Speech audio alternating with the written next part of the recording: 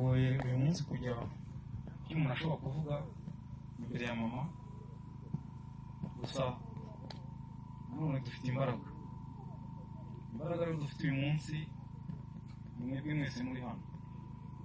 Ntabwo byari byoroshye umunsi wa mbere twumva inkuru itari nziza, ariko kubera yuko natweretse ko muturi hafi, twagiye dukomera gake gake. Kandi nta nubwo ari na byiza yuko umuntu yaherekeza umubyeyi nk'uyu nguyu afite imbaraga nkeya, kandi tuzi ko yadutoje urukundo, kwihangana, kubana, yatubereye inshuti nk'uko benshi bari hano. Yari inshuti zanyu cyane, yari umuvandimwe, yari umubyeyi, yari byose mbese kuri twebwe twese turi hano. Banje rero kubashimira kuri ino minsi yose turoye umuryango wacu, mwatubaye hafi, ntabwo twabona icyo tubitura, gusa Imana ibahe umugisha. Mu by'ukuri rero biragoye kugira icyo umuntu avuga kuri mama, ariko twabanye imyaka twebwe dufite ubu ngubu niyo twabanye.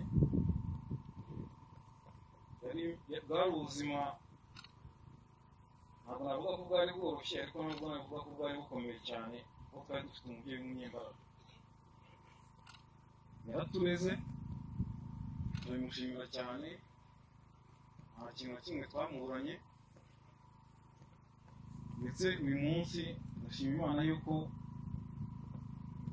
kuba yamuhamagaye uyu munsi akaba yatuvuyemo, tukaba tugiye gutangira ubundi buzima bushyashya adahari. Nta kintu na kimwe dushinja Imana, kubera yuko ibyangombwa byose umubyeyi akagombye guha umwana we yarabiduhaye. Rero ni ahacu ho kugira ngo ibyo yadutoje, uburere yaduhaye, tubushyire mu bikorwa. Nuko wenda uyu munsi, ariko wenda ashobora kuba abizi, ntabwo tuzi uburyo uyu muntu yitaye intera barimo ku buryo atatumva, ariko turamushimira cyane kuri ibyo byose yadukoreye. Ikindi nishimira ni uko urugendo rwe rwa hano ku isi, niga ko nta mwanya yapfushije ubusa. Yabanye neza n'abantu, barabibonye mu minsi ye ya nyuma, ariko